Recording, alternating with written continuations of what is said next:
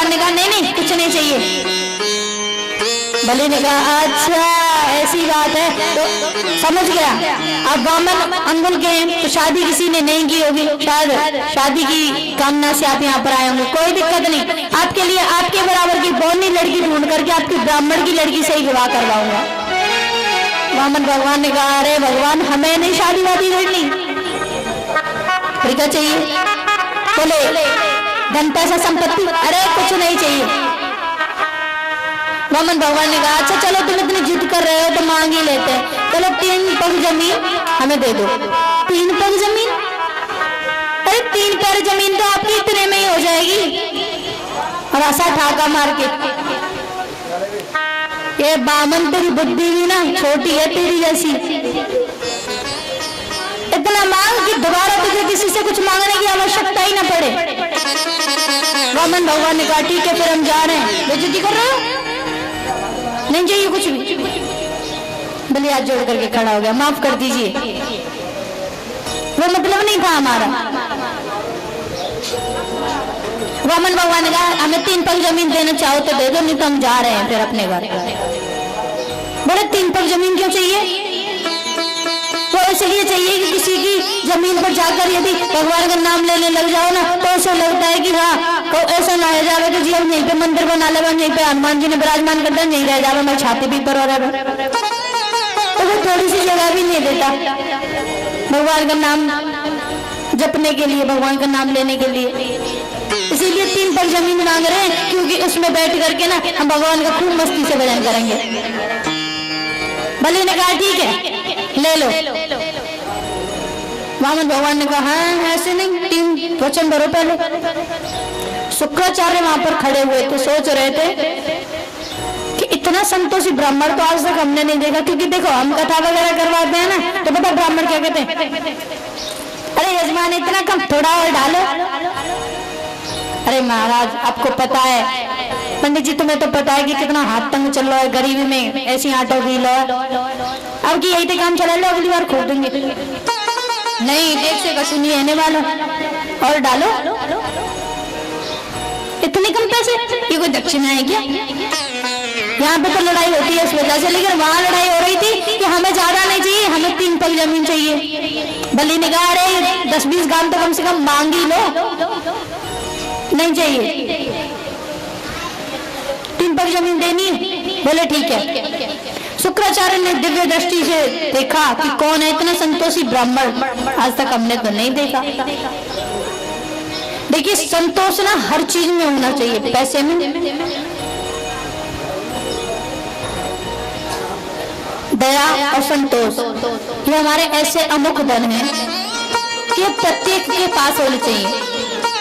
संतोष यदि आपने कर लिया तो कभी किसी से फिर शिकायत रहेगी नहीं आपको। और यदि दया करोगे तो दया निधि आपको भव से पार लगा देंगे। देखिए दयावान रामचंद्र जैसा आज तक ना कोई हुआ है ना कोई होगा। जब राम रावण युद्ध चल रहा था, राम रावण युद्ध कैसा था? कैसा था? राम रावण युद्ध जैसा ही था। यदि कोई बोले कि आकाश कैसा है तो बोले आकाश जैसा ही है। आकाश को किस चीज की उपमा दी जाए? तो जिस समय राम का और रावण का युद्ध चल रहा था उस समय क्या हुआ कि रावण धरती पर मूर्छित होकर के गिर गया, बड़ा घायल, बड़ा परेशान, निहत था।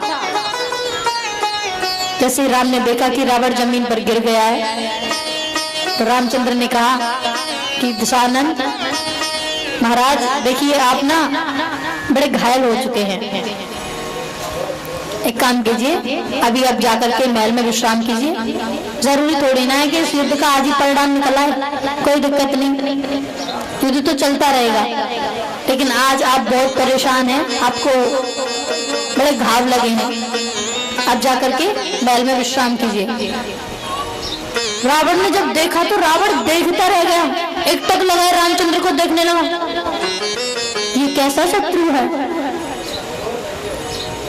ऐसा शत्रु आज तक ना कभी हुआ है ना कभी होगा। ये कैसा शत्रु है? हमने इसकी पत्नी को अगवा किया, इसको जंगल जंगल डुलाया, घुमाया, इतना परेशान किया। और ये फिर भी हमारे ऊपर इतनी दया कर रहा है। तो देखिए, रामचंद्र से ज्यादा ऊपर तो आप नहीं है, ना कभी हो सकते हैं, ना हम हो सकते हैं, ना आप। राम जैसे तो कभी हो ही नहीं सकते। अरे एक गुण राम जैसा नहीं, आधे में से आधा भी राम जैसा कोई गुण नहीं है हमारे अंदर। तो जब राम इतने बड़े शत्रु पर दया का भाव प्रकट कर सकते हैं, तो हम और आप लोग कौन है? रावण अपने महल में गया, मंदोदरी ने देखा रावण की हालत बड़ी खराब है, तो मंदोदरी ने जल्दी से आई और रावण को संभाला। रावण के पैरों में बड़े घाव हो चुके थे, पूरे शरीर पर घाव थे। मंदोदरी ने जल्दी से गर्म पानी लेकर के आई और रावण के हाथ पैरों को साफ करना चालू किया। मंदोदरी ने देखा कि रावण की आंखों में से आंसू निकल रहे हैं। मंदोदरी ने कहा, महाराज आज आपको ज्यादा कष्ट हो रहा है ना, क्योंकि आज ज्यादा घाव लगे हैं आपके, बहुत ज्यादा कष्ट हो रहा है, बड़ी पीड़ा हो रही है आपको। रावण ने कहा, ऐसा क्यों देवी, आप ऐसा क्यों बोल रही हैं कि आज से पहले ना कभी आपकी आंखों में आंसू नहीं देखे। कुंभकर्ण मारा गया तब भी आपकी आंखों में आंसू नहीं थे, लेकिन आज पहली बार आपकी आंखों में मैंने आंसू देखे हैं। बड़ा कष्ट हो रहा है आपको, दर्द हो रहा है ना?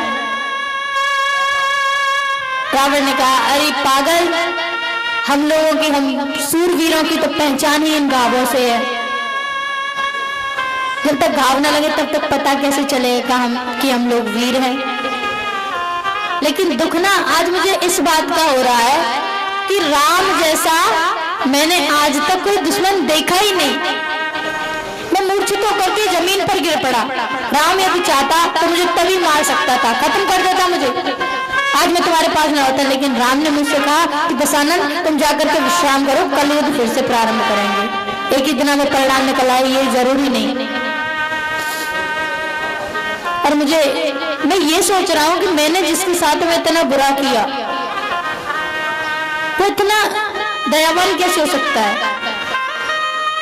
परंतु रावण अहंकारी था, उसने सोचा दया दिखा रहा है, तुम्हारा दूसरे पल ही मन में ख्याल आएगा, अरे हमें वैसे दया दिखा रहा था, हम गिरे पड़े थे तो हमारा उपहास उड़ाया उसने।